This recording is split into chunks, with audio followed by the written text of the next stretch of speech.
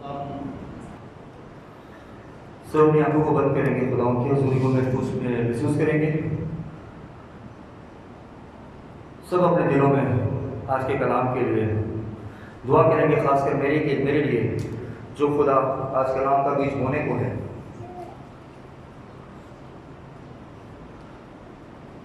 खुदा हम सब के दिलों की ज़मीन को नरम करें ताकि हम सब मिलकर आज के कलाम के वसीले से बरकत पाएं।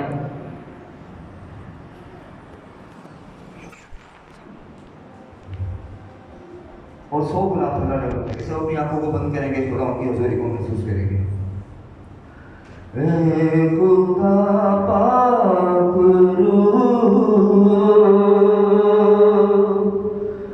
आज चुंबश तू कर, छूले हर जिंदगी को, खाली दामन की भर। खुदा पाक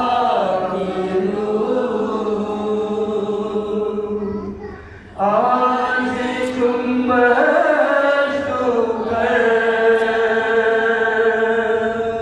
छूले हर जिंदगी को, खाली दामन की भर। अंधिया के खुले मुर्दा दिल भी जला, अंधिया के खुले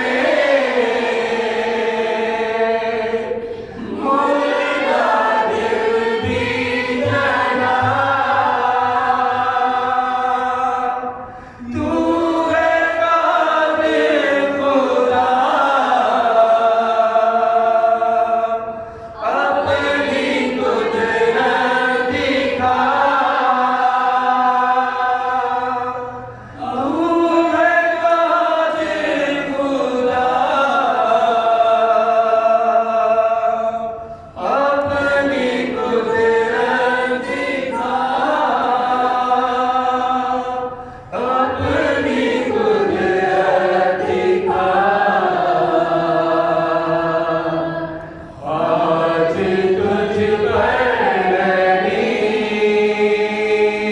हर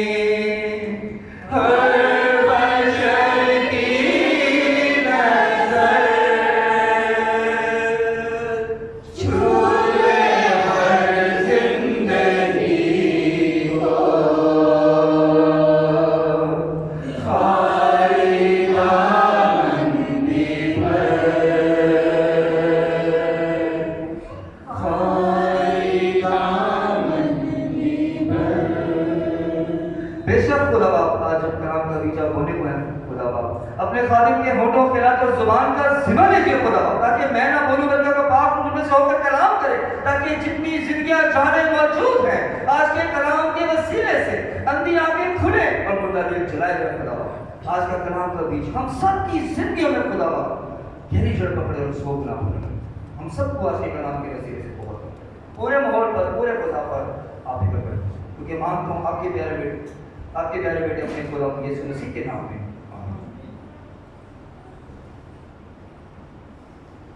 कोशिश तो यही थी कि सब टाइम पर खुदा की हज़ूरी में आते तो सब आज के कलाम को सीख सकते, क्योंकि मेरी कोशिश यही होती है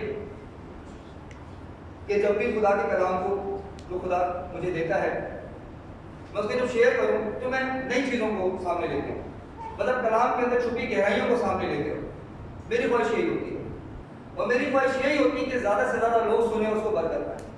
अब ये अफसोस की बात यह है कि बहुत से लोग चर्च में नहीं है, अभी रास्ते में है। क्यों है?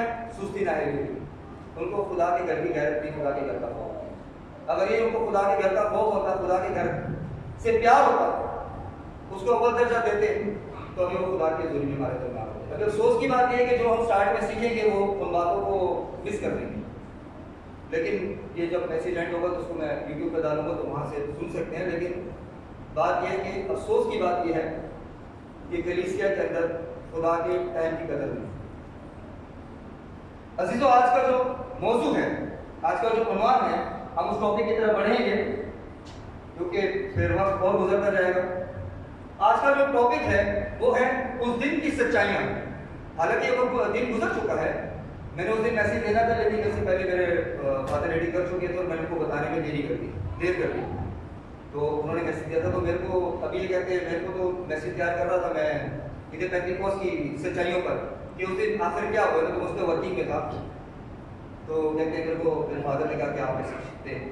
तो मैंने फिर जब खुदा ने मुझे कलाम दिया, हालांकि मैंने नेक्स्ट ईयर के लिए मैसेज रखा था क्योंकि मुझे पता था ये दिन गुजर गया, तो खुदा ने मौका दिया तो अगले साल मैं आपके दरमियान इस मैसेज को शेयर करूँगा।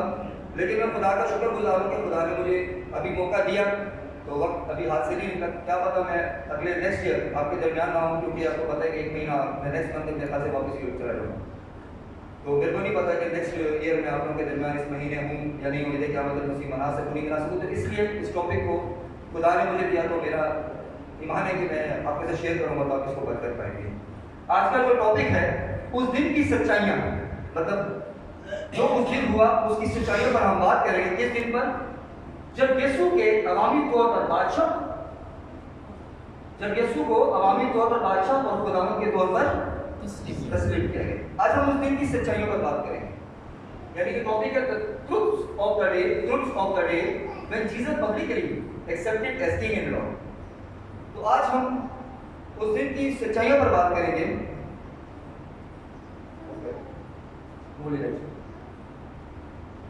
कि जो उस दिन हुआ, अक्सर जब हम बात करते हैं तो हम अक्सर सिर्फ यही बातें करते हैं कि यीशु मसीह का किस तरीके से शान इस्तेकबाल हुआ, रास्ते में कपड़े, खजूर की डालियां, और जो है कहते हैं हम जिक्र करते हैं कि यीशु मसीह गधे के बच्चे पर बैठ कर है, बल्कि उस बच्चे पर जो मदर फीड करता, जो अभी भी माँ उसको फीड करती थी, तो इसलिए माँ को साथ में लेके आया गया। लेकिन हमें और भी इस दिन की गहराइयों में जानने की जरूरत है। तो इसीलिए खुदा ने मेरे दिल में डाला कि मैं इस मैसेज को आपके दरमियान शेयर करूं। अजीजों, अक्सर लोग इसको पाम संडे कहते पुकारते हैं, क्योंकि यही वो दिन है जब हमारा निजात दहिंदा खुदावंद यीशु मसीह पहली बार अवामी तौर पर बादशाह भी तस्लीम हुए और खुदावंद भी तस्लीम हुए। अजीजों, अगर मैं चाहता हूं कि मैं इस टॉपिक की तरफ पहले बढ़ने से पहले कुछ आपको इसकी सच्चाइयां बताऊं। मैं पर्सनली यानी जाती तौर पर इस दिन को, जिस दिन खुदा यीशु मसीह अवामी तौर पर बादशाह और खुदावंद के तौर पर तस्लीम हुए, उस दिन को पाम संडे कहकर पुकारना पसंद नहीं करता। मैं अगर आपको अपनी पर्सनल थॉट्स को शेयर करूं तो मैं अपने नजरिए के मुताबिक अगर बात करूं और मैं कलाम को अगर सामने रखूं तो ये पाम संडे का दिन नहीं है। बेसिकली ये पाम संडे नहीं है,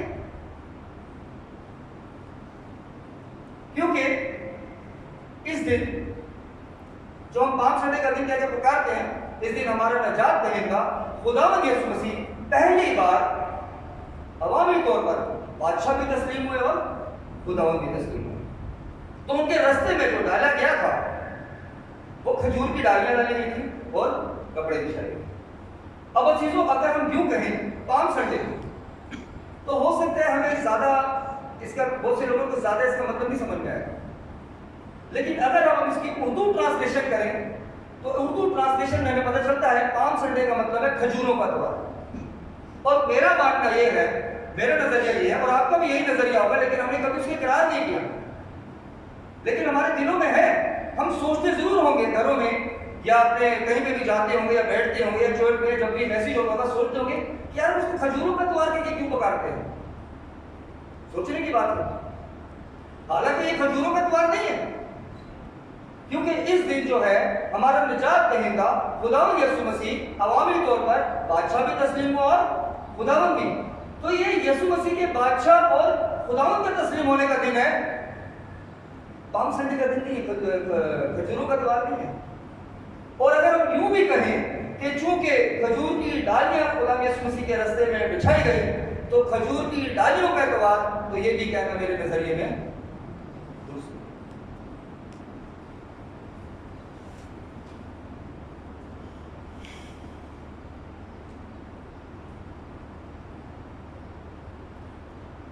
बल्कि अजीजों, मेरा मानना यह है कि हमें इस दिन को उसी तरह मनाना चाहिए, याद करना चाहिए, सेलिब्रेट करना चाहिए कि जिस दिन ये असल है, मतलब जो इस दिन की असल जो वजूहात है या जो ये दिन बनाया गया, वो ही कहकर हमें इसे सेलिब्रेट करना चाहिए। यानी कि यीशु को अवामी तौर पर बादशाह और खुदावंद के तौर पर तस्लीम करने का हमें ये याद करके मनाना चाहिए, ना कि हम इसको कहें खजूरों का त्योहार, पाम संडे या खजूर की डालियों का त्योहार। अगर आप खजूरों का त्योहार, खजूर की डालियों का त्योहार कहेंगे तो ये और भी बात से इस तरह तस्लीम हुए। जो स्पेशलिटी है इस दिन की वो ये है कि इस दिन हमारा निजात दहिंदा खुदावंद यीशु मसीह बादशाह और खुदावंद तस्लीम किया गया। ये इस दिन की अहमियत को बदल देता है, ना कि खजूरों का त्योहार कहना इस दिन को बदलता है। तो ये थी वो बात जो मैंने अपने नजरिए को आपके साथ शेयर किया कि हमें इसको पाम संडे या खजूरों का त्योहार नहीं कहना चाहिए, बल्कि इसको हमें कहना चाहिए यीशु मसीह के अवामी तौर पर पहली बार बादशाह और खुदावंद तस्लीम होने का, ये कहकर बना कि इस दिन हमारा निजात दहिंदा पहली बार लोगों ने उनको बादशाह भी तस्लीम किया और खुदावंद। आइए अब हम दोबारा अपने टॉपिक की तरफ बढ़ते हैं।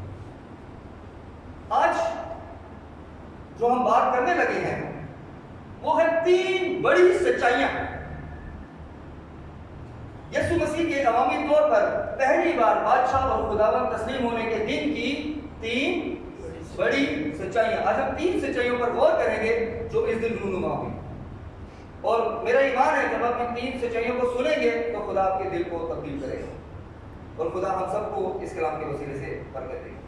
अजीज, जब हम कलाम मुकद्दस का मुताला करते हैं तो हमें 4 अनजील के अंदर खुदावंद यीशु मसीह के पहली बार बादशाह और खुदावंद के तस्लीम होने का दिन के बारे में लिखा मिलता है, जिक्र मिलता है, जिसके अंदर मत्ती, मरकस, लूका और यूहन्ना, ये 4 अनजील हैं जिनके अंदर हमें खुदावंद यीशु मसीह का अवामी तौर पर पहली बार बादशाह और खुदावंद तस्लीम होने का जिक्र मिलता है। लेकिन मैं चाहूंगा कि आज हम यूहन्ना के अंजीली बयान में से सीखें। यूहन्ना का अंजीली बयान 12 बाब और उसकी 12 से 15 आयत। यूहन्ना का अंजीली बयान 12 बाब और उसकी 12 से 15 आयत। इसमें हम 3 बड़ी सच्चाइयों पर गौर करेंगे यूहन्ना के अंजीली बयान में से, जो उस दिन रूनुमा हुई, जो उस दिन हुई, लेकिन हम आज भी उन गलतियों को दोहरा रहे हैं। हम अपने आप को चेंज नहीं कर रहे जैसा कि खुदा नहीं चाहता। यूहन्ना क्यों चुना? क्योंकि यूहन्ना की अंजील वो अंजील है जिसमें हमें 2 पेशेनगोइयों का जिक्र मिलता है जो बहुत ही करीब हैं पुराने अहदनामे के, जिनकी पेशेनगोइयां जो है पुराने अहदनामे से मिलाई गई है, इनसे उनको जोड़ा गया है। तो यूहन्ना का जो अंजीली बयान है ये पुराने अहदनामे के बहुत करीब है पेशेनगोइयों के, कि जो खुदा यीशु मसीह के आने से पहले कबल मसीह की गई। यूहन्ना, कोई बुलंद आवाज से दोबारा से सवाल को पढ़े। यूहन्ना 12 बाब उसकी 12 से 15 है।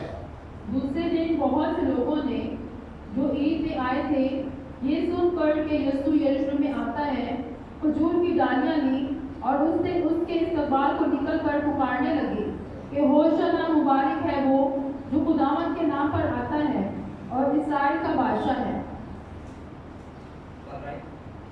जब यीशु को गधे का बच्चा मिला तो उस पर सवार हुआ, जैसा कि लिखा है कि ऐ सिय्योन की बेटी मत डर, क्योंकि तेरा बादशाह गधे के बच्चे पर सवार हुआ आता है।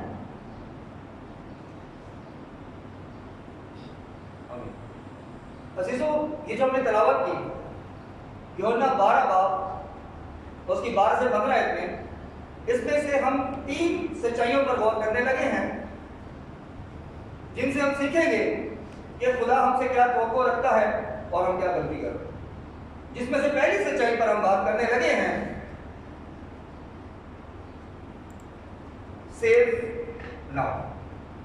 ये बहुत ही गहराई की बात है, हो सकता है हमने पहले इस पर बात किया नहीं किया कभी, लेकिन 3 बड़ी सच्चाइयां जो यीशु मसीह के जब वो अवामी तौर पर बादशाह तस्लीम हुए और खुदावंद तस्लीम हुए तो 3 बड़ी सच्चाइयां रूनुमा हुई।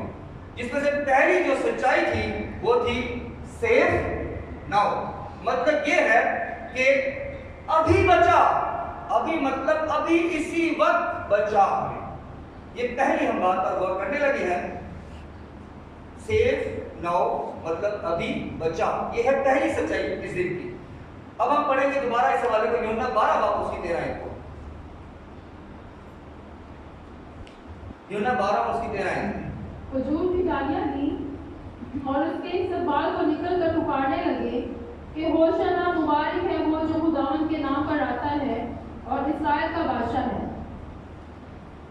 अब अजीजों, यहाँ पर जो है ये जो हमने आयत का मुताला किया, पढ़ा यूहन्ना 12 के 13 में, तो यहाँ पे हमें जिक्र मिलता है खजूर की डालियां ली, यीशु मसीह के इस्तकबाल को निकले और पुकारने लगे होशाना, होशाना, मुबारक है वो जो खुदावंद के नाम पर आता है और इस्राएल का।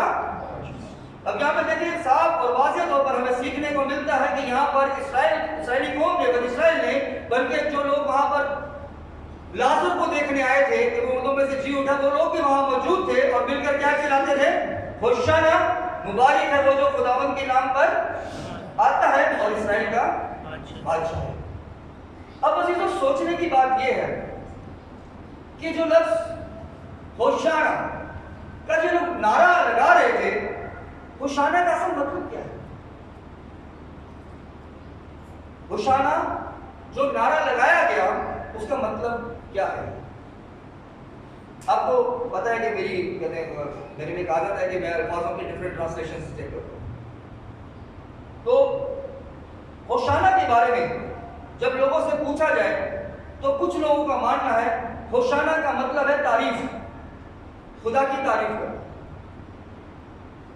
मुझे नहीं लगता कि यहाँ पर जो होशाना का लफ्ज इस्तेमाल हुआ वो तारीफ के लिए इस्तेमाल हुआ। और कुछ लोगों का मानना है कि होशाना का मतलब है आ आए खुदावंद बचा ले, आ आए खुदावंद खुशहाली बख्श। और जिसका जिक्र हमें कलाम मुकद्दस में ज़बूर 118 की 25 आयत में मिलता है कि होशाना का क्या मतलब है? आ आए खुदावंद बचा ले, आ आए खुदावंद खुशहाली बख्श। यानी कि हम बहुत करीब हैं इस मतलब के। बेशक यही मतलब है जो नारा लगा रहे थे। होशाना का मतलब आ आए खुदावंद बचा ले, आ आए खुदावंद खुशहाली बख्श। बचा ले मतलब सेफ, सेफ कि हमें बचा। लेकिन मैं चाहता हूं कि हम होशाना को और डिफरेंट लैंग्वेजेस में गौर करें कि और दूसरी जुबानों में होशाना का क्या मतलब बनता है। अजीजों, अगर आप होशाना का अगर आप इंग्लिश में पढ़ें, पसाम्स चैप्टर 180 वर्स 25, तो आपको पता चलेगा आ के लिए जो लफ्ज इस्तेमाल हुआ है वो हुआ है सेफ नाउ, मतलब अभी बचा। उर्दू ट्रांसलेशन में जो लफ्ज इस्तेमाल हुआ आ खुदावंद हमें बचा ले, आ खुदावंद ने खुशहाली बख्श। लेकिन जब हम इंग्लिश ट्रांसलेशन में जाते हैं, किंग जेम्स बाइबल वर्जन को पढ़ते हैं, तो इसके अंदर हमें इस लफ्ज का जो सही मतलब नजर आता है, एक और ज्यादा गहराई में सीखने को मिलता है। वो है सेफ नाउ, मतलब वो कह रहे हैं अभी हमें बचा। वो ये नहीं कह रहे कि बाद में बचा, बल्कि अगर हम इसकी डिफरेंट ट्रांसलेशन देखें उर्दू के अलावा, तो उस ट्रांसलेशन के अंदर हमें मिलता है होशाना के लिए जो वर्ड यूज हुआ है डिफरेंट ट्रांसलेशन में उर्दू से हटकर, तो वो ट्रांसलेशन है होशाना के लिए सेफ नाउ, कि अभी बचा। और यही है उस दिन की पहली सच्चाई कि वो खुदा यीशु मसीह के रास्ते के अंदर जो उनके रास्ते में इस्तकबाल कर रहे थे, वो जो होशाना का नारा लगा रहे थे, वो ये नहीं कहते आ खुदा हमें खुशहाली बख्श, वो कहते हैं हमें अभी खुशहाली बख्श, हमें अभी बचा ले। नेक्स्ट करें। अब सोचें कि ये कैसे सेफ नाउ मतलब बनता है। जब एक आप वर्ड्स को दो हिस्सों में तोड़ें, होशाना तो होसैन और ना। जो होसैन है उसका मतलब है सेफ, बचा, और जो ना है उसका मतलब है नाउ, मतलब सेफ नाउ। जो हुसैना है अगर आप उसको दो हिस्सों में तोड़ें, तो हुसैन का जो मीनिंग है वो सेफ बनेगा और ना का जो मतलब है वो नाउ बनेगा। तो वो जो पुकारते थे वो पुकारते थे सेफ नाउ। और अजीजों में चाहता हूं इसकी और गहराई में जाएं। अब दोबारा नेक्स्ट करें, दोबारा उसी नेक्स्ट करें। खाली वो ये नहीं कहते थे होशाना का जो मतलब है सेफ नाउ, बल्कि अगर आप गौर करें इस आयत के ऊपर जो लिखा है कि हमें खुशहाली बख्श, आए खुदा हमें खुशहाली बख्श, तो ये नहीं कहते खुशहाली फ्यूचर में बख्श, बल्कि कहते हैं सेंड नाउ प्रोस्पेरिटी। मतलब खुशहाली भी वो उसी वक्त मांगने की तवक्को कर रहे हैं खुदा से। वो खुदा भी इस को खाली ये नहीं कह रहे कि हमें अभी बचा, बल्कि वो कह रहे हैं हमें अभी खुशहाली भी अभी बख्श। ये इंग्लिश ट्रांसलेशन हमें बताती है। वो पहली चीज का नारा लगा, जो शाना का नारा लगाते हैं, इसका मतलब है सेव नाउ, मतलब अभी बचा, और उसके अंदर ही वो जो खुशहाली का नारा लगा रहे हैं, वो खुशहाली भी अभी उसी वक्त मांग रहे हैं। कह रहे सेंड नाउ प्रोस्पेरिटी, यानी भेज अभी हमें खुशहाली। फ्यूचर की बात नहीं हो रही कि फ्यूचर में हमें चाहिए, बल्कि वो कह रहे हैं कि हमें अभी इसी वक्त बचाना भी आपने, और अभी हमारी खुशहाली हालत। खुशहाली का जो असल जो मीनिंग जो यहाँ पर इस्तेमाल हुआ है वह इकोनॉमी, माशी हालत, ये उसके ऊपर बात कर रहे हैं कि हमारी माशी हालत को अभी सुधार, हमें सल्तनत से बचा, हमें कर्जों से बचा, हमें तकलीफों से बचा, हमें दुख से बचा, हमें इस माहौल से बचा, हमारे उसके जो फल हैं उन पर नजर कर, ताकि हमारी फल पैदावार ये सब कुछ बढ़े, हम तरक्की करें। वो इस चीजों पे बात करें। प्रोस्पेरिटी का जो लफ्ज इस्तेमाल हुआ है, खुशहाली का जो लफ्ज इस्तेमाल हुआ है, असल के अंदर ये माशी हालत जो थी उसके लिए वो कह रहे थे कि जिस तरह बादशाह आता था तो पूरे मुल्क के ऊपर नजर करता था कि उसको कैसे तरक्की में लेके आना है, तो ये उसकी बात कर रहे थे कि अभी बचा और अभी ही हमें क्या कर खुशहाली भी बख्श। और खुशहाली कौन सी? लंबे अरसे की, कि लंबे अरसे तक हमें किसी चीज का मोहताज ना होना पड़े। अजीजों, अगर हम गौर करें, ये तो रही उस वक्त की बात जब वो लोग नारा लगाते थे, लेकिन अगर हम आज भी अपनी जाती जिंदगियों पर गौर करें तो आज भी हम ऐसे ही हैं। हम भी खुदा से इन्हीं चीजों की दरख्वास्त करते हैं। जब हम दुआ करते हैं तो क्या कहते हैं? खुदा हमें फ्यूचर में हमारे को तो हमारी दुआ को सुनना और हमारे को घर दे देना। फ्यूचर में हमें कहते हैं हमारी दुआ को सुनो, गाड़ी फ्यूचर में देना अभी नहीं चाहिए, या फ्यूचर में हमारे को बीमारी से शिफा दे देना, या फ्यूचर में हमें कोई मौजा दिखाना।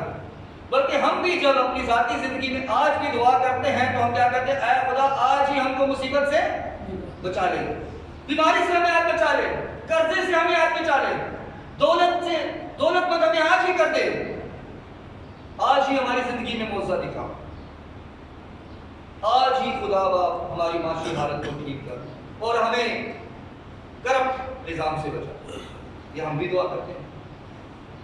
मतलब ये खाली उस वक्त के लोग नहीं करते थे, बल्कि इंसानी फितरत है कि जब भी वो दुआ करते हैं तो यही दुआ करते हैं खुदा हमें अभी बचा ले। और यही बनी इस्राइल कौम भी उस दिन कर रही थी। वो जो खुदा यीशु मसीह के रास्ते में डालियां बिछाती थी, कपड़े बिछाते थे, बेशक उन्होंने खुदा यीशु मसीह को अवामी तौर पर बादशाह तस्लीम किया, खुदावंद तस्लीम किया, लेकिन उनकी सोच, उनकी नजर, उनका ध्यान, उनका ख्याल किसी और तरफ था। उनकी तवक्को कुछ और थी। उनकी तवक्को ये थी कि यीशु हमें अभी बचाएगा इस रोगी संकट से, अभी हमारी माशी हालत को मुल्क की ठीक करेगा और हमें लंबे अरसे तक क्या करेगा? खुशहाली बख्शेगा। अजीजों, बेशक खुदा पसंद करता है कि आप उसके हुजूर दुआ करें, लेकिन खुदा नहीं चाहता कि आप उसके हुजूर रोते ही नहीं, क्योंकि खुदा हमसे बहुत प्यार करता है। खुदा ने आपको रोने के लिए पैदा नहीं किया, खुदा ने हम सबको रोने के लिए पैदा नहीं किया, बल्कि खुदा तुमसे इतना प्यार करता है, खुदा चाहता है कि वो हमसे बात करें, हम उससे बात करें, हम सुनाई करें।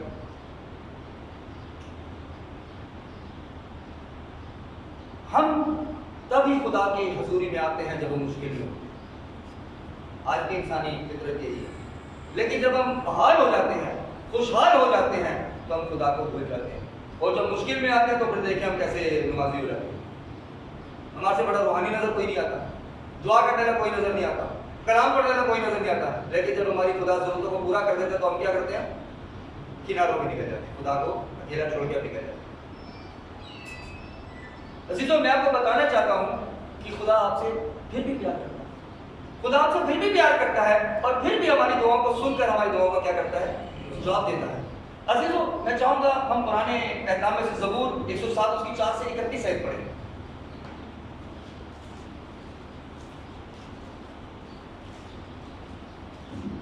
यहां पर आपको जिक्र मिलेगा कि बनी इस्राइल कौम की क्या जरूरियात थी और वो किस तरीके से खुदा के हुजूर दुआ करते थे और खुदा खाली उनसे नहीं बल्कि हमसे भी खुदा क्या तवक्को करता है। ये वो हवाला हम पढ़ने लगे हैं जो खुदा हमसे चाहता है लेकिन हम करते नहीं हैं। इसीलिए हम इस हवाले को पढ़ेंगे बुलंद आवाज से, ज़बूर 160 और उसकी 4 से 31 आयत। वो बियाबान में सहरा के रास्ता पर भटकते फिरे, उनको बसने के लिए कोई शहर ना मिला। अब ये बनी इस्राएल कौम के लिए बात की जा रही है। दोबारा से पढ़े, क्या बात की जा रही है बनी इस्राएल कौम के लिए? वो बियाबान में सहरा के रास्ता पर भटकते फिरे, आगे उनको बसने के लिए कोई शहर ना मिला। आगे वो भूखे और प्यासे थे आगे और उनका दिल बैठा जाता था। आगे तब अपनी मुसीबत में उन्होंने खुदावन से देखिए यहाँ पर जब बनी इस्राएल कौम जो भूखे भटकते थे, उनके पास कोई रास्ता नहीं था, कोई बसने की जगह नहीं थी, शहर नहीं था, तो वो क्या कर रहे हैं? खुदावन से फरियाद। आगे और उसने उनको उनके दुखों से रिहाई बख्शी। देखिए यहाँ पर खुदा के काम देखे, खुदा ने उनकी दुआओं को सुना और क्या किया? दुखों से रिहाई दी। आगे वो उनको सीधी राह से ले गया आगे? ताकि बसने के लिए किसी शहर में जा पहुंचे। देखिए यहाँ पर जो है खुदा ने उनकी जो जरूरत थी उनको पूरा किया। ये पहली बार जब बनी इस्राएल कौम खुदा के हुजूर, ये 107 में सबसे पहली बार जब उन्होंने खुदा के हुजूर में फरियाद की अपनी जरूरतों के लिए। अब आगे देखिए, ये तो फरियादें थी बनी इस्राएल कौम की, खुदा उनसे क्या तवक्को करता था। आगे पहली बार देखिए, पहली बार खुदा की क्या कहते हैं, पढ़े। काश के लोग खुदावन की शक्ति। देखिए यहाँ पर खुदा कह रहा है, खुदा की तरफ से कहा जा रहा है काश। आगे काश के लोग खुदावन की देखिए, शक्ति काश के लोग खुदावन की शफ़क़त की खातिर और आगे बनी आदम के लिए और बनी आदम के लिए उसके अजायब की खातिर उसकी सिताइश करते, क्योंकि वो तरसती जान को सैर करता है आगे और भूखी जान को नेमतों से माला माल करता है। आगे जो अंधेरे और मौत के साये में बैठे आगे? मुसीबत और लोहे से जकड़े हुए थे, चूंकि उन्होंने खुदा के कलाम से सरकशी की और हक ताला की मशवरत को हकीर जाना। आगे इसलिए उसने उनका दिल मुशक्कत से आजिज कर दिया। आगे? वो गिर पड़े और कोई मददगार ना देखिए, अब था। इसराइल फिर परेशानी में है। इसराइल की दोबारा दूसरी परेशानी का जिक्र हो रहा है। अब खुदा ने कहा काश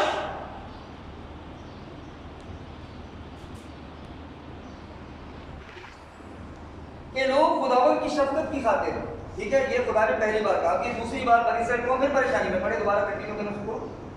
इसलिए उसने उनका दिल मुशक्कत से आजिज कर दिया, वो गिर पड़े और कोई मददगार ना था। तब अपनी मुसीबत में उन्होंने खुदावन से फरियाद की और उसने उनको उनके दुखों से रिहाई बख्शी। आगे वो उनको अंधेरे और मौत के साया से निकाल आया और उनके बंधन तोड़ डाले। काश के लोग अब यहाँ पर खुदा दूसरी बार देखें, इस उसी बात को रिपीट कर रहे हैं जो पहले रिपीट हुई ये 8 आयत के अंदर। काश के लोग, अब ये दोबारा रिपीट हो रही है 15 आयत में। दोबारा खुदा क्या कहते हैं?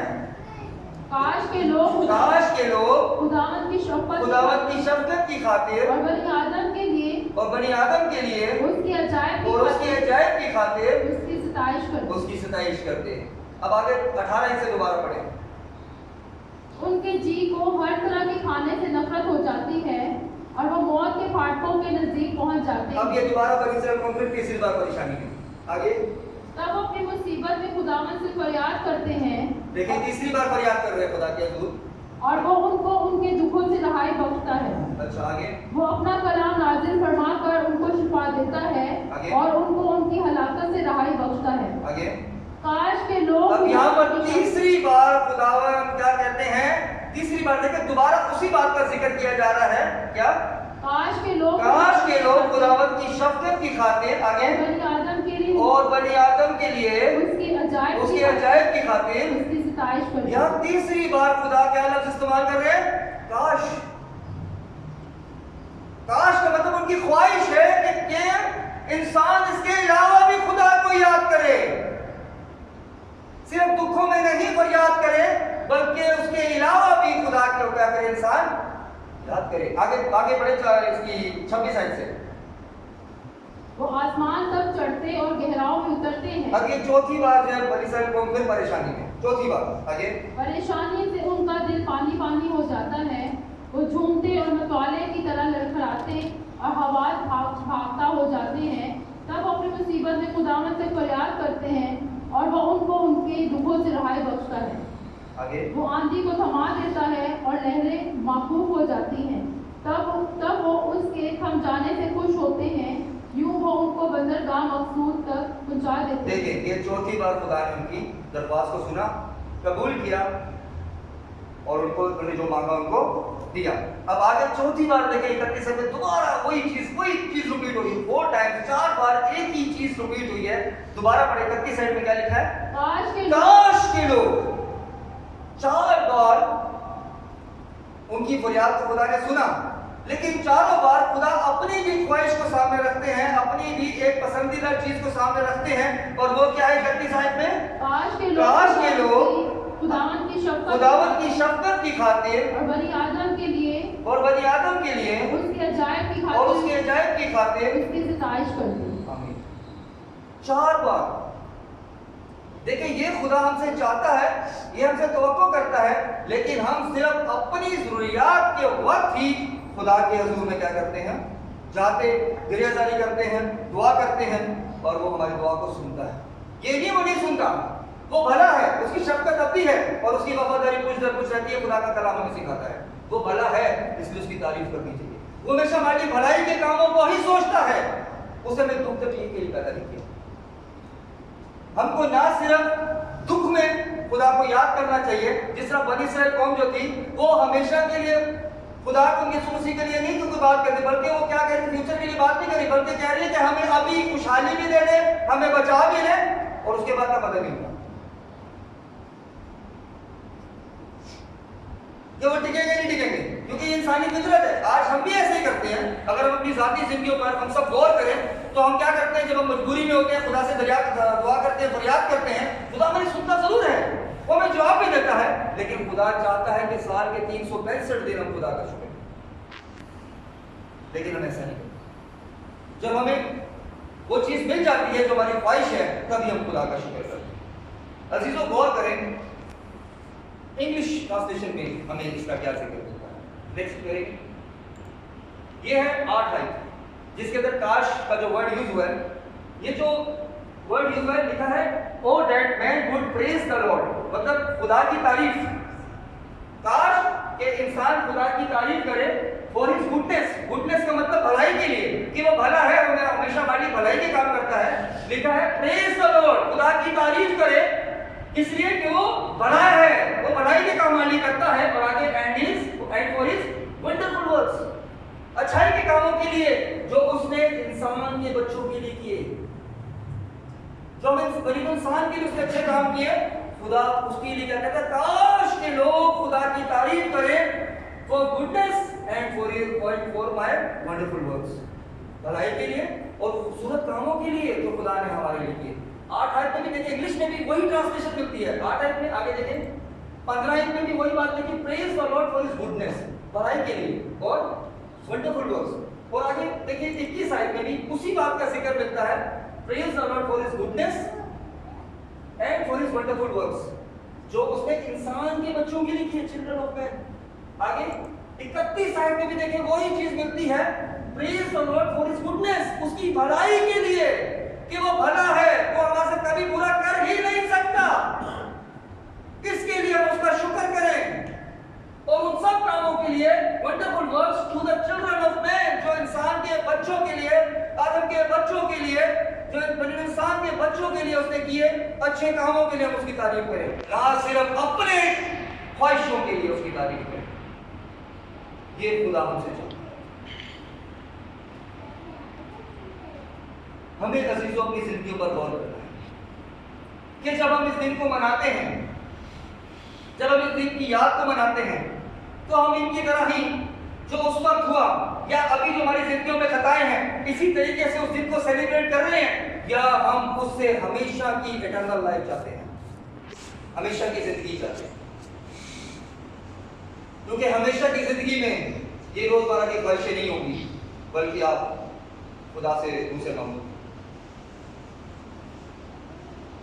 खुदा चाहता है कि हम उसकी हमेशा तारीफ करें, उसके सब अच्छे कामों के लिए, ना कि हम उस वक्त के लोगों की तरह आज भी उसी गलती को दोहराएं जो उन्होंने दोहराई, कि सिर्फ उसी उस वक्त के लिए खुशहाली मांगते हैं कि हमें अभी बचा ले रोमी सल्तनत से और अभी हमारी माशी सुल्तान को नहीं।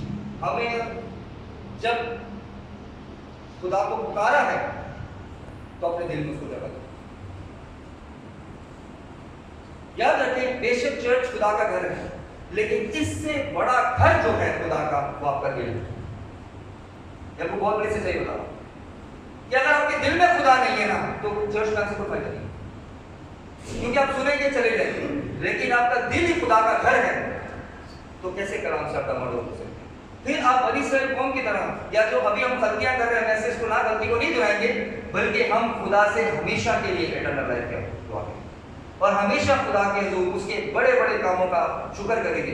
देखिए, खुदा ने हमारे लिए हवा बनाई, जमीन आसमान बनाया, चांद सूरज बनाया, तारे बनाए, पानी बनाया।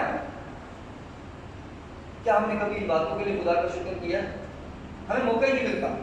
हम सिर्फ उन बातों के लिए रिक्वेस्ट करते हैं खुदा के, जो दरख्वास्त करते हैं, जारी करते हैं, जो हमारी अपनी जरूरियात है, लेकिन जो उसने हमारे को बोले बगैर दे दिया, हमने उसका नहीं शुक्र किया। सोचिए, अगर हवा न होती हम जिंदा रह सकते। ये सांस जो खुदा हमारे अंदर है, ये खुदा की है।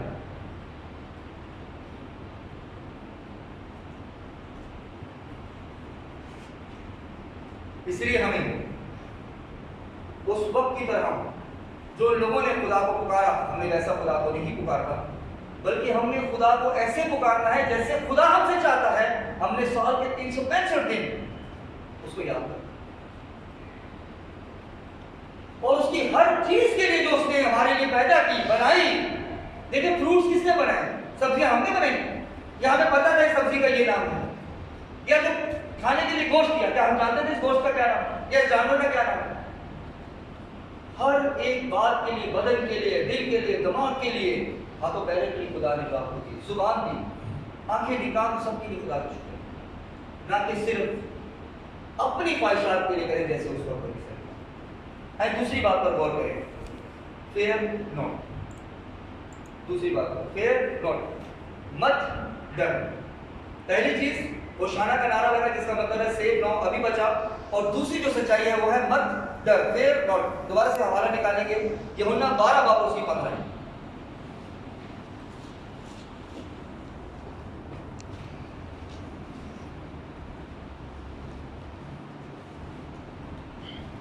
सिय्योन की बेटी, आए सिय्योन की बेटी मत डर, मत डर। देखिए यहाँ पर क्या लिखा है? आए सिय्योन की बेटी मत डर। अब यहाँ पर खुदा कहता है मत डर। आगे, देख तेरा बादशाह गधे के बच्चे पर सवार हुआ आता है। देख तेरा खुदा, देख तेरा बादशाह गधे के बच्चा पर सवार हुआ आता है। अब ये यहाँ पर हम इस आयत में सीखने को मिलता है कि खुदा का पाक कलाम हमें सिखाता है, आए सिय्योन की बेटी मत डर। ये समझ, खुदा हमसे कह रहा है कि मत डर। अजीजों, कलाम मुकद्दस में तकरीबन 100 बार हमें डायरेक्ट जिक्र मिलता है कि खुदा का पाक कलाम हमें कहता है मत डर। ये जो बात मैं आपको कह रहा हूं, ये ध्यान से सुनना। 100 बार, तकरीबन 100 बार खुदा के पाक कलाम में डायरेक्ट हमें जिक्र मिलता है, जिस तरह यहाँ लिखा है मत डर। इस तरीके से खुदा का पाक कलाम हमें सिखाता है मत डर। लेकिन अगर हम इनको टोटल कैलकुलेट करें तो तकरीबन साल के 365 बार, मतलब 365 बार कलाम मुकद्दस में हमें डिफरेंट तरीकों से कलाम मुकद्दस में सीखने को मिलता है कि खुदा का पाक कलाम हमें सिखाता है मत डर। 100 बार डायरेक्ट लफ्ज इस्तेमाल है मत डर, और 365 बार कुल मिलाएं तो डिफरेंट अल्फाजों के साथ खुदा ने हमें बयान किया, हमें सिखाया कि मत डर। जिसकी एक एग्जांपल ये है कि जब हम कि खुदा पर भरोसा रखो और अपने दिल को खौफजदा ना करो। यहाँ पे मत डर का लफ्ज इस्तेमाल नहीं हुआ, लेकिन खौफजदा का लफ्ज इस्तेमाल। तो इसलिए मैंने कहा 100 बार डायरेक्ट लफ्ज इस्तेमाल हुआ है मत डर, और अगर हम टोटल कैलकुलेट करें तो 365 बार टोटल मिला के कुछ डिफरेंट लैंग्वेजेस के अंदर भी, जो दूसरे अल्फाजों के अंदर भी, लफ्जों के अंदर भी खुदा हमें सिखाता है मत डर। इसकी एक मिसाल ये है, खुदा पर भरोसा रखो और अपने दिल को खौफजदा ना हो। और खौफजदा का जो मतलब यहाँ पर है वो यही है कि डरो मत। ठीक है, और हम इस बात को समझते हैं कि खौफजदा का लफ्ज जो यहाँ इस्तेमाल हो रहा है वो यही हो रहा है कि मत डरो, खौफजदा ना हो। और हम अक्सर गीत भी गाते हैं, खौफ न खा ना घबरा, मैं यहोवा यरी हूं मैं। तो गीत का जो खौफ खा का जो मतलब है वो है क्या? मत डर। खुदा कहते हैं मैं यहोवा यरी हूं, मैं तुझे मुहैया करूंगा, मत डर मत घबरा। तो डिफरेंट अल्फाजों के साथ मिलाकर टोटल 365 बार कलाम मुकद्दस में इस बात का जिक्र है कि मत डर। ये खुदा का पाक कलाम हमें सिखाता है। और इसी को याद रखें कि हुक्म भी है खुदा की तरफ से। ये खाली ये नहीं कि खुदा ने बता दिया मत डर, नहीं, ये खुदा का हुक्म है। आए सिय्योन की बेटी मत डर।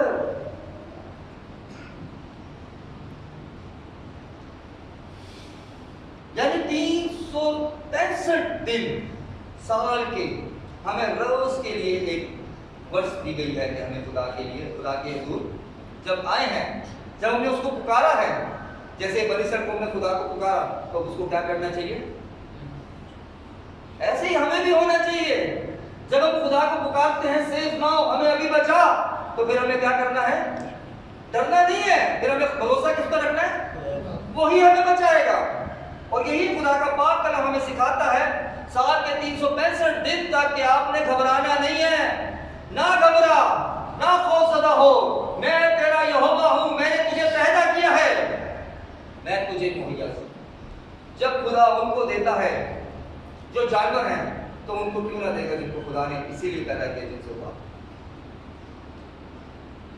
खुदा इंसान से बहुत प्यार करता है और इंसान को जितने जानवर इस दुनिया में बनाए गए हैं सबके ऊपर क्या किया? प्यार किया। अब इंसान के ऊपर है कि वो उसको अपने ऊपर हावी करे, लेकिन खुदा ने इंसान को ज्यादा प्यार किया।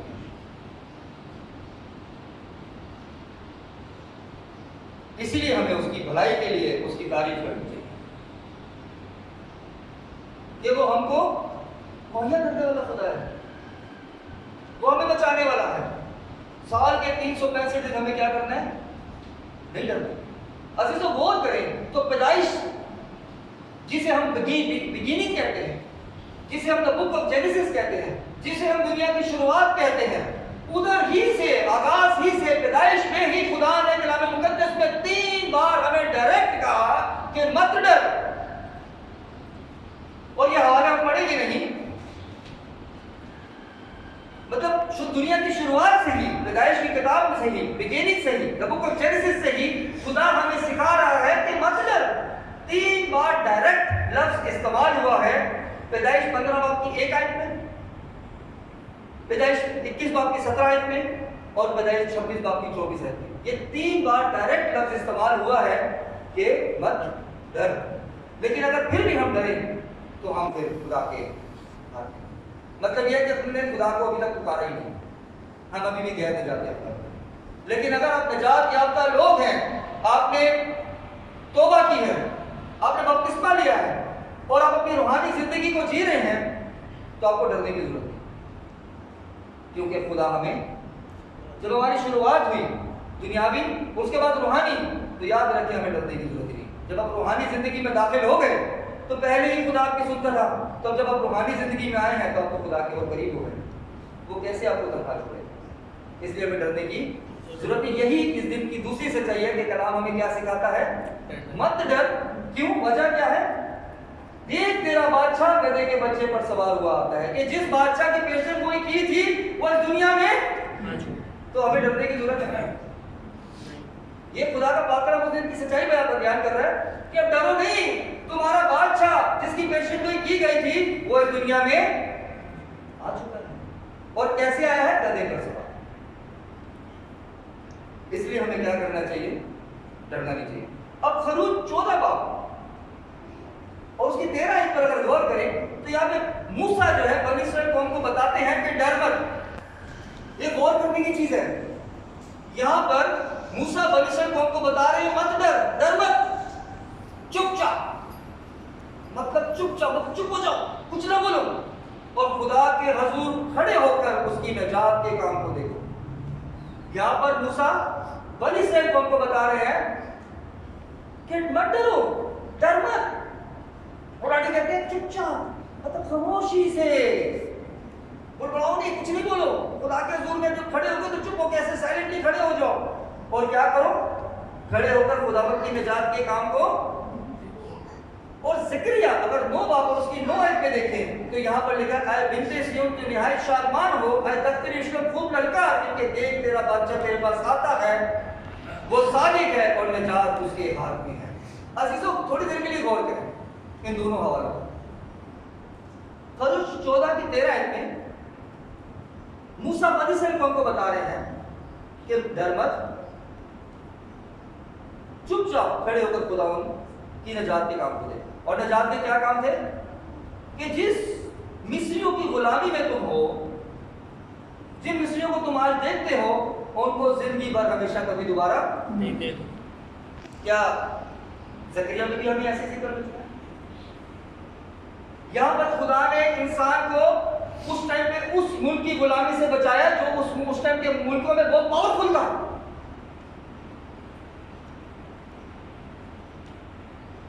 कि खुदा ने बनी इस्राएल कौम को मिस्र की गुलामी से कैसे बचाया। मूसा कहता है, खड़े होकर चुपचाप खुदा के कामों को देखो, उसकी निजात के काम को देखो। लेकिन ज़करिया में हमें जिक्र मिलता है इस पेशन गोई में, जो मुस्तकबिल के बादशाह के लिए ज़करिया नबी की पेशन गोई, जो सन 518 से 520 कबले मसीह की गई। ज़करिया 9 बाब की 9 आयत में, देखो देख तेरा बादशाह तेरे पास आता है, वो सादिक है और निजात उसके हाथ में है। यहाँ जिस निजात का जिक्र हो रहा है, यह पुराने अहकामी की निजात नहीं है जो बनी इस्राएल कौम को बताया गया कि निजात के काम देखोगे, मिस्रियों को आज इनको देखते दोबारा नहीं देखोगे। बल्कि यहाँ जिस निजात की बात की जा रही है, ये उस निजात की बात की जा रही है जिसके हम मुंतज़िर हैं। मतलब जो हम हकीकी चाहते हैं और जो हम कर नहीं सकते। इस निजात का काम जो है, जिस निजात का जिक्र किया जा रहा है, ये सिर्फ हमारा निजात दहिंदा खुदा यीशु मसीह ही कर सकता था। ये उस बात की पेशेनगोई की जा रही है। निजात मतलब अबलीस से निजात। खुदा ने पहले ही बता दिया पुराने अहकामे में कि जो तुम हुकूमतों से डरते हो, ना डरो, ये सारी मेरे हाथ के अंदर है, मेरे इख्तियार में है। मैं तुम्हें बचाऊंगा, सिर्फ मेरे हुक्मों को मानो, मेरे आइन पर चलो, मेरी बातों को, मेरे कलाम को मानो। लेकिन यहां जिस निजात का जिक्र है वो निजात है अब्दी निजात, हमेशा की जिंदगी में दाखिल होने के लिए निजात का इंतजाम, ना कि किसी मुल्क की निजात की बात की जा रही है। बल्कि यहाँ पर अबलीस की निजात, अबलीस से निजात की बात की जा रही है। यानी कि इस तमाम दुनिया के ईमानदारों के, नेकी के, सच्चाई के दुश्मन, यानी तमाम बिन इंसान के दुश्मन अबलीस से निजात की बात की जा रही है। कि खुदा यीशु मसीह जो बादशाह है, उसके हाथ में निजात है, वो ये है हमेशा की निजात। क्योंकि इंसान जब अबलीस के हाथों के नीचे होता है, कभी गुलामी में होता है। ये अजीजों सबसे बड़ी गुलामी, क्योंकि उस वक्त हम क्या होते हैं, खुदा की बरकत से दूर हो जाते हैं, खुदा के प्यार से दूर हो जाते हैं। और अबलीस हमारे गुलामों को क्या करता है, बर्बाद कर देता है, और हमारा उस पर कंट्रोल नहीं होता। आदम और हवा को जब खुदा ने बनाया तो बहुत मोहब्बत पर बनाया। वो ठंडे समय में खुदा के साथ घूमते फिरते बात करते थे, लेकिन अबलीस से बड़ी चालाकी के साथ इस इख्तियार को इंसान से छीन। और यहाँ पर जिस निजात की बात की जा रही है, यहाँ पे उसी निजात की बात की जा रही है जो इख्तियार अबलीस से छीना, वो खुदावंद यीशु मसीह दोबारा अबलीस से छीन कर इंसान को दोबारा मुंतकिल करेगा, ताकि जो कोई पर ईमान है हलाक न बल्कि हमेशा की जिंदगी पाए। ये खुदावंद यीशु मसीह निजात का काम करेगा। ये है फर्क पुराने अहकामे की निजात और खुदावंद यीशु मसीह की निजात। मत डर, कलाम कहता है मत डर, हमें नहीं डरना। अजीजों,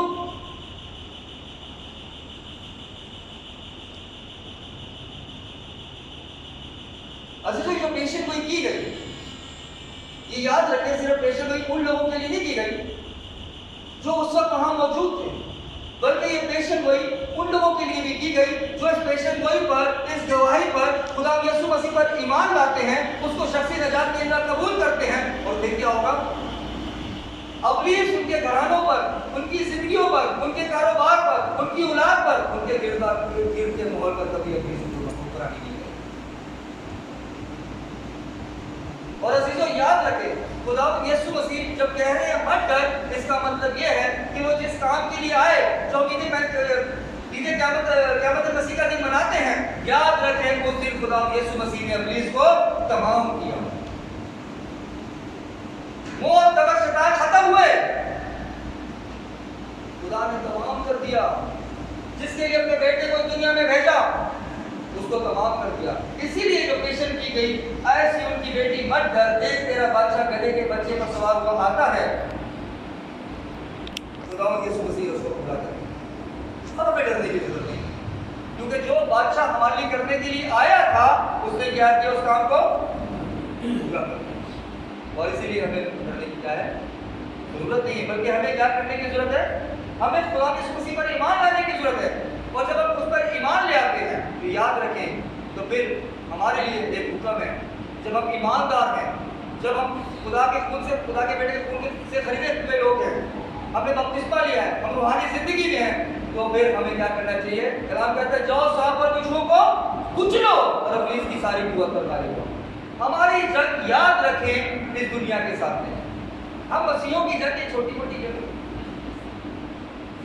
हमारी मसीहों की जंग है आसमानी कुव्वतों के साथ जो सच्चाई के खिलाफ है। और यीशु मसीह इसीलिए दुनिया में आया ताकि उन कुव्वतों को खत्म करे। ये सारी जो ये जो है ना, ये जो कुव्वतें कुछ भी नहीं है, ये खुदा के हाथ के नीचे, खुदा जब चाहे तो उसे हिला के रखेगा। और आप देखते भी हैं जिन्होंने मसीह का इनकार किया वो हिल जाते हैं, खुदा हिलाना जानते हो कि मसीह का कभी इनकार नहीं, खुदा बचाने वाला मत करो। ये थी दूसरी सच्चाई। पहली सेफ नाउ, जब हमने खुदा को पुकारा है हमें बचा, तो हमें क्या करना है, डरना नहीं, हमें उस पर इत्तेकाद रखना ताकि वो हमें बचाएगा। उसने निजात का काम कर दिया हुआ है, सिर्फ और सिर्फ हमें क्या करना है, उस पर ईमान लाना है, बपतिस्मा लेना है और हमें रूहानी जिंदगी को बसर, अपनी जिंदगी को रूहानी करना, रूहानियत में भी जिंदगी को बसर करना है। तो हम क्या करेंगे, खुदा से मदद करेंगे। अब तीसरी बात को बोलते, तीसरी बहुत ही दिलचस्प बात है, नॉट एज वी एक्सपेक्ट। ये बड़ी जबरदस्त बात है कि नहीं जैसा कि हम लोगों को करते हैं। अक्सर लोग हैं वो खुदा यीशु मसीह को अपने तरीकों से, अपनी तवक्को के मुताबिक उसको एक्सपेक्ट करते हैं कि हमारे खुदा ये कर देगा, हमारे खुदा वो कर देगा, लेकिन हम ये नहीं सोचते कि खुदा का हमारे लिए क्या है। Is it not as we expect, नहीं जैसा कि हम तवक्को करते हैं। हमें वैसे हमें अपनी मुताबिक तवक्को के मुताबिक नहीं देखना चाहिए, बल्कि हमें खुदा की तवक्को देखनी चाहिए कि खुदा हमसे क्या चाहता है, या खुदा हमारे लिए क्या कर रहा है, या खुदा ने हमारे लिए क्या कर दिया है। नॉट एज वी एक्सपेक्ट, बल्कि हमें खुदा की तरफ होना है कि खुदा हमसे क्या चाहता है। आप किसी जो हवाला निकाले दोबारा यूहन्ना 12 बाब उसकी 15 है, दोबारा से बुलंद आवाज में इसको पढ़े। यूहन्ना 12 की 15 है, को बुलंद आवाज से पढ़े। देखिए यहाँ पर जिक्र मिलता है ऐसे उनकी बेटी मत डर, इसके बाद एक और बात का जिक्र है, बस यहीं तक पढ़ेंगे। देख तेरा बादशाह गधे के बच्चे पर सवार हुआ आता। क्या लिखा है, देख तेरा बादशाह गधे के बच्चे पर सवार हुआ आता है। और इसी बात की पेशन गोई हमें ज़करिया 9 बाब की 9 में भी मिलती है। अबिंदे से उठ के निहायत शादमान हो, आए जब तेरे यरूशलेम खूब ललकार, क्योंकि देख तेरा बादशाह तेरे पास आता है, वो सादिक है और निजात उसके हाथ में है, वो हलीम है और गधे पर, बल्कि जवान गधे पर।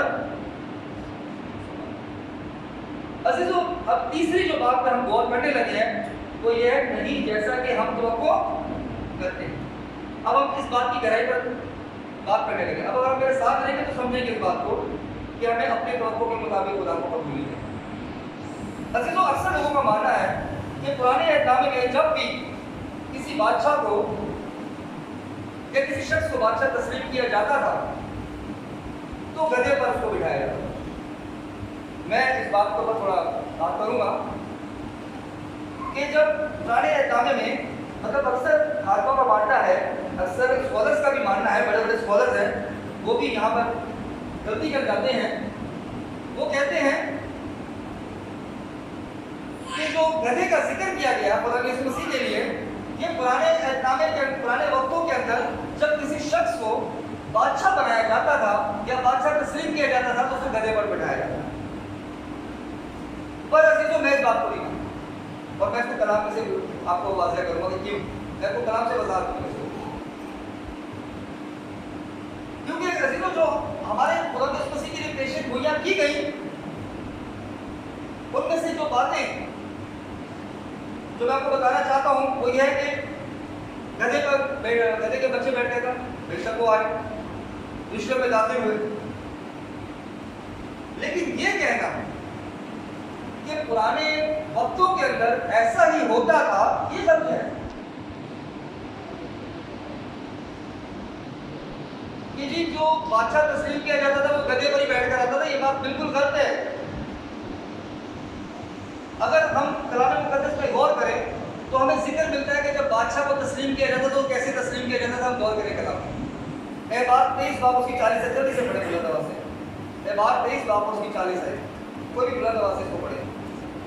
बात 23 बाब उसकी 40 है।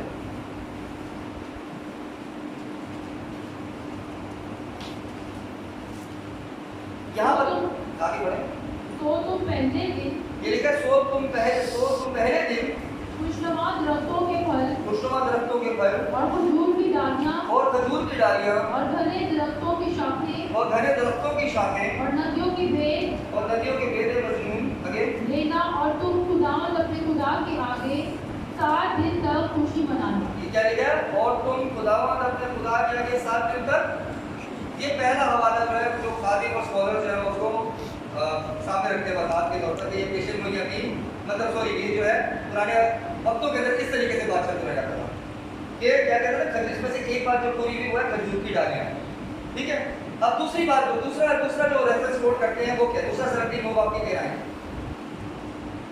बुलंद आवाज़ से इसको हवाले को पढ़े। दो ही जो अक्सर खादिम है इनको कोट करते हैं कि पुराने एहतनामे के अंदर पुराने वक्तों के अंदर जिस तरीके से बादशाह को किसी शख्स को जब बादशाह तस्लीम किया जाता था ये किया जाता था। तो देखिए किन किन बातों का जिक्र मिलता है कि किस तरीके से वो बादशाह तस्लीम करते थे। तब उन्होंने जल्दी की और हर एक ने अपनी पोशाक लेकर उसके नीचे सीढ़ियों की चोटी पर बिछाई और नरसिंगा फूंक कर कहने लगे कि याहू बादशाह है। अब यहाँ पर जब बादशाह याहू चुना गया तो क्या किया गया, कपड़े, यहाँ पर गधे का जिक्र मिलता है।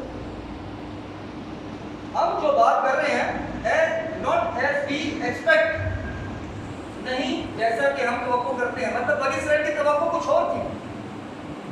समझ रहे बात, हम उस तरफ बढ़ रहे हैं, लेकिन पहले हमें जानने की जरूरत है कि क्या ये जो गधा है जो जिसमें गुलामी से बैठ कर आए, क्या पुराने वक्तों में ऐसा होता था कि जब बादशाह चुना जाता था किसी शख्स को तो उसी में बैठ के आता था। तो इसमें हमने देखा कि जब ये जो दो हवाले जो कोट करते हैं पास्टर जो बड़े स्कॉलर कि यहाँ पर पेशे गोइयों का जिक्र मिलता है, तो इन पेशे गोइयों में कहीं पर गधे का जिक्र नहीं मिला कि जी वो गधे पर बैठ कर आता था तो वो बादशाह चुना जाता था, बल्कि ये खास पेशे गोई सिर्फ खुदावंद यीशु मसीह के लिए की गई कि वो गधे के बच्चे पर बैठ कर आएगा और उस बच्चे के ऊपर जो मदर फीड पर है, जो जिसको अभी तक माँ खाना खिलाती है। यानी एक ऐसा गधा अब हो भी सकता है कि उसकी हाइट इतनी छोटी हो कि जब खुदा उस पर बैठे हो तो हो सकता है खुदा के पैर जमीन पर लगते हो, क्योंकि वो बच्चे जिसका जिक्र किया जा रहा है उसको क्या हुक्म था कि माँ से जुदाना कीजिए, बोले माँ से जुदाना कीजिए। उसका मतलब क्या है? मतलब ये है कि वो खुद अकेला कहीं जाने के लायक नहीं था, वो बहुत छोटा था। तो हो सकता है कि जब खुदा उस बच्चे पे बैठे गधे के, तो हो सकता है खुदा के पैर जमीन पर लगते हो जमीन पर, वो इतनी छोटी हाइट का वो गधा हो।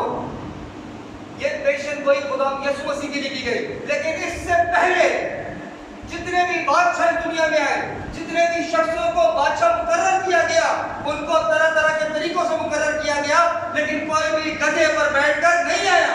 और ना ही इसकी पेशेंट कोई हमें कलाम में मिलती है कि वो गधे पर बैठ के आया, बल्कि सिर्फ और सिर्फ ये पेशेंट गोई हमारे निजात दहिंदा खुदा यीशु मसीह के लिए की गई। और उसकी वजह क्या है?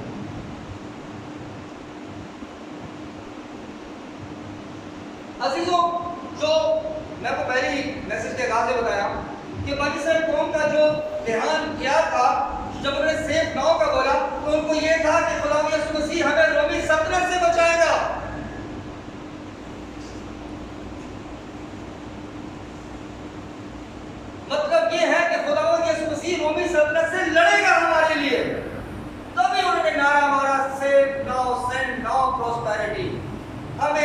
बचाओ और हमें अभी खुशहाली बख्श, मतलब जंग का आगाज का ऐलान कर दे। मरकज 11 की 10 में देखें तो यहाँ पर एक बात बनती है, जिक्र को लिखा है, मुबारक है हमारे बाप दाऊद की बादशाही जो आ रही है। आपके बाला पर इशारा, उन्होंने ये नारा भी मारा कि मुबारक है हमारे बाप दाऊद की बादशाही, जिस तरह दाऊद लड़ता था इस्राएल कौम के लिए जमीन के ऊपर, उसी तरीके से तलवारें, तीर, घोड़े लेकर खुदा यीशु मसीह भी हमारे लिए लड़ेगा। उनकी ये तवक्को थी। इसीलिए तीसरी बात यह है, नॉट एज वी एक्सपेक्ट, अपनी तवक्को के मुताबिक उसको मत कबूल करें, बल्कि वो इससे बड़ा काम करने के लिए दुनिया में आया। वो ये काम तो आपको पहले ही दिखा चुका है। अब और क्या देखना चाहते हो? 40 वर्ष तक आसमान से मन खाया और क्या चाहिए? आसमान से गोश्त खाया। बियाबान में खुदा ने उनके लिए सहरा बना दी, पानी की आबशार बना दिए, और उनको क्या चाहिए? उनका ख्याल जो था अभी भी पुरानी बातों की तरफ था। वो उसको बादशाह तो कबूल कर रहे थे, लेकिन अपनी तवक्को के मुताबिक उनकी तवक्को यह थी कि खुदा के रोमी सल्तनत से बचाएगा, हमारी रोमी सल्तनत से लड़ेगा। तभी उन्होंने कहा मुबारक है हमारे बाप दाऊद की बादशाही। लेकिन अजीजों, असल बात यह है कि कभी भी कोई बादशाह चुना जाता, कोई शख्स, तो वो घोड़े पर बैठकर, बहुत कम लोग इस बात को जानते। जब भी कोई शख्स बादशाह चुना जाता था या कोई शहर के अंदर दाखिल होता था, तो वो घोड़े पर बैठकर दाखिल होता था। अब देखें, किसी को बादशाह चुना गया, किसी को तेल डाला, किसी को किसी तरीके से मसा किया गया। अब कहीं पहले फलों का जिक्र मिल रहा है, कहीं डालियों का जिक्र मिल रहा है, और कहीं पे कपड़े डालने का जिक्र मिल रहा है, लेकिन कहीं पर गधे का जिक्र नहीं मिला। इस बात में, इस दिन में एक गहराई छुपी है और एक सच्चाई छुपी है जो हमने आज तक कभी गौर ही नहीं किया।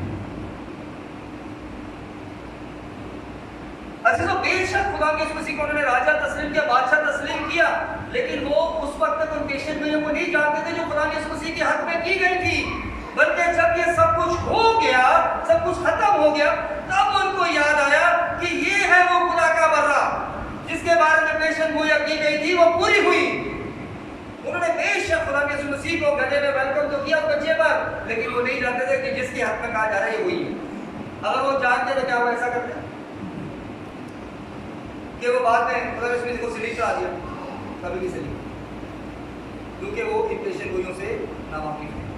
बस इसको मैं चाहता हूं कि आप इस बात पर गौर करें। ज़करिया, पहले तो आपने 9 बाब की 9 पढ़ी थी, अब मैं चाहता हूं ज़करिया 9 बाब की 9 से 10 बुलंद आवाज से पढ़ें, ताकि हमारे को प्रॉपर इसका मतलब पता चल जाए कि बादशाहों को चुना कैसे जाता था। क्योंकि अक्सर लोगों का मानना है कि पुराने वक्तों के अंदर जब किसी को बादशाह तस्लीम किया जाता था तो वो गधे पर आता था। ऐसा नहीं है, बल्कि कलाम हमें क्या सिखाता है उस पर गौर करें। ज़करिया 9 बाब की 9 से 10 आई बुलंद आवाज से पढ़ें। आए बिन्ते सिय्योन, तू नहायत शादमान हो, ऐ दफ्तर यरूशलेम खूब ललकार। देखो यहाँ पे लिखा देख तेरा बादशाह, किसी और का नहीं, तेरा बादशाह आगे तेरे पास आता है, वो सादिक है। देखो यहाँ पे पहली चीज लिखी वो सादिक है। अगर हम गौर करें तो लास्ट में जो मैसेज दिया था मैंने मुनकसिर सालिम का बादशाह, तो उसमें बताया था कि खुदा के मसीह के लिए कहा गया कि वो क्या है, आले वाला के यरूशलेम का सुलह का बादशाह, मतलब जो सादिक का था, जिस वाले वो सुलह का बादशाह, जंग करने नहीं आया। लेकिन लोगों ने इस बात को समझा नहीं। यहाँ पे लिखा है वो सादिक है, आगे और निजात उसके हाथ में है, और निजात उसके हाथ में है, वो हलीम। लेकिन यहाँ पे दूसरी बार एक और करके करती, वो हलीम है, वो बदमाश नहीं है, वो गुंडा नहीं है, वो हलीम है। आगे वो जंग करने नहीं आया दाऊद की तरह, वो तो बहुत हलीम है। आगे वो कैसा हलीम है, देखिए शहर में तो लोग घोड़ों में दाखिल होते थे, ये हलीम की आगे मिसाल दी जा रही है कि वो कैसे आएगा, वो हलीम है और गधे पर बल्कि जवान गधे पर सवार है। यहाँ पर उसके बारे में कहा जा रहा है कि वो कैसा हलीम है, वो ऐसा हलीम है कि वो गधे बल्कि गधे के बच्चे पर सवार है। अब आगे 10 आयत में इसकी वजाहत मिलती है। आगे और मैं इफ्राईम से ये अब ये खुदा कह रहा है कि वो क्या करेगा, देखिए क्या कह रहा है, और मैं इफ्राईम से रथ, खुदा कहता है मैं इफ्राईम से रथ और यरूशलेम से घोड़े मार डालूंगा। ये यहाँ पर खुदा कह रहा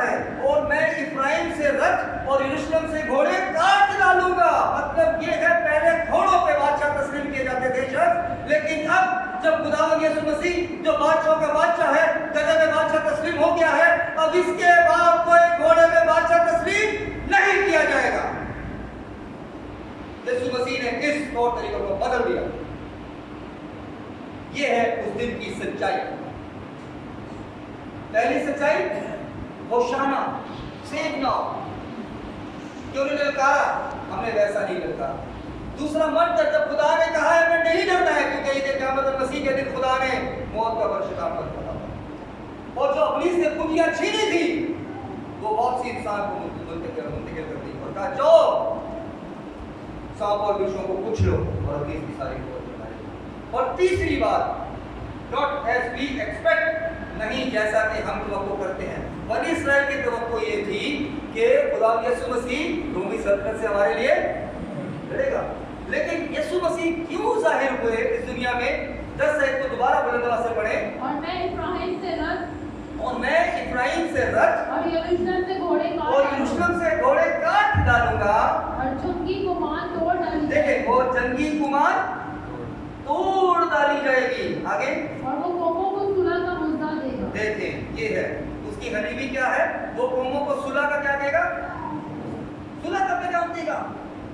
वो जंग के लिए आया ही नहीं, लेकिन वो बनी इस्राएल को एक्सपेक्ट कर रही थी। उनकी तवक्को ये थी कि यीशु हमारे खातिर लड़ेगा।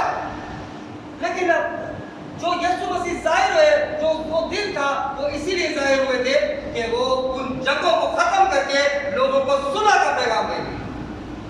ये उनकी गरीबी, ये है तीसरी और बड़ी सच्चाई। आगे बढ़े। और उसकी देखें, और उसकी सल्तनत, मतलब खुदावंद यीशु मसीह की सल्तनत के बारे में बात की जा रही है कि जो यरूशलेम से घोड़ों को काट रहा है, जंगी कुमारों को तोड़ रहा है, और जो कौमों को सुलह का मसला दे रहा है, सुलह की मुनादी कर रहा है, सुलह का पैगाम दे रहा है, वो क्या कर रहा है? उसकी सल्तनत देखें कैसी होगी। उसकी सल्तनत समुद्र से समुद्र देखा है, उसकी सल्तनत समुद्र से समुद्र तक, जिसकी कोई इंतहा नहीं। तो सल्तनत का आप अंदाजा नहीं लगा सकते कि उसकी सल्तनत बहुत बड़ी है। जबकि समुद्र की गहराई नहीं जान सका, तो उसकी सल्तनत को भी नहीं जान सकता, क्योंकि वो इंसान की समझ से परे है। समुद्र से समुद्र तक, समुद्र सोचे कितना बड़ा है, आज तक उसी गहरा एंड टू से। तो आप सोचे कि खुदा की सल्तनत, हमारे खुदा मसीह की सल्तनत कितनी बड़ी। आगे, और दरियाए फरात से इंतहाई जमीन तक होगी। और दूसरी बात क्या लिखी है? और दरियाए फरात से इंतहाई जमीन तक होगी। अगर इसको इंग्लिश में पढ़े तो इंग्लिश में लिखा कि जमीन के आखिर तक। ये करने के लिए खुदावंद यीशु मसीह उस दिन जाहिर हुए, नॉट एज वी एक्सपेक्ट, नहीं जैसा कि हम तवक्को करते हैं, बल्कि खुदावंद यीशु मसीह इसलिए जाहिर हुए ताकि जो कोई उस पर ईमान लाए हलाक न बल्कि हमेशा की। ये है तीन बड़ी सच्चाइयां, ये जानना बहुत जरूरी थी। पहली सच्चाई, सेव नाउ, हमें बचा। अगर आपने खुदावंद यीशु मसीह के हुजूर फरियाद किया हमें बचा, तो फिर उसकी शुक्रगुजारी उस वक्त ही ना करें, बल्कि उसके हर काम के लिए उसकी शुक्रगुजारी करें। और दूसरी बात, मत डरें। अगर आप उसके हाथ के नीचे हैं, आपने इस गवाही को, इस पेशन गोई पर ईमान लाए हैं, तो तौबा कर दीजिए। वक्त इसमें की जरूरत है, नहीं इससे पैदा होने की जरूरत है, डरने की जरूरत नहीं है। जो अक्सर औकात ऐसा होता है कि मिसाल की मैं आज दुआ कर रहा हूँ कि खुदा मुझे इस चीज़ की जरूरत है, मैंने आज खुदा के जो फरियाद की, खुदा मुझे ये काम कर दीजिए, मैं आपसे दरख्वास्त करता हूँ। लेकिन हो सकता है खुदा ने 1 महीने या 1 हफ्ते पहले किसी के दिल को नरम कर दिया, हम उसको समझते नहीं। कलाम क्या कहता है? कलाम कहता है काश आज हमारे लिए भी बोलो, काश कि हम उसकी हर भलाई के लिए, क्योंकि तो हमारे भलाई के काम करते, खुदा भला उसकी शब्द अपनी इसकी वफादारी, तू तो वफादार है, हम वफादार नहीं। हमें उसकी वफा में चलना, हमें नहीं डरना, और हमें उस तरीके से उसको निजात का इतना कबूल नहीं करना है कि जैसे हम तवक्को करते हैं, बल्कि हमें उस तरीके से खुदा यीशु मसीह को कबूल करना है कि जिस तरीके से वो चाहता है। हमने अपना नाम ऊंचा नहीं करना, अपने खानदान का नाम ऊंचा नहीं करना, बल्कि हमने खड़े होकर जो काम रसूलों ने किया, हम आगे जाके सीखेंगे कि रसूलों ने क्या किया। खुदा ने मौका दिया, मैसेज में देगी कि उन्होंने क्या किया? क्या पतरस से खड़ा होकर बोला मैं पतरस हूं? नो, यीशु का नाम, हमेशा यीशु के नाम को जलाल देना, क्योंकि खुदा चाहता है कि उसके नाम को दुनिया में करें। आज के कलाम के वसीले से दुआ करें।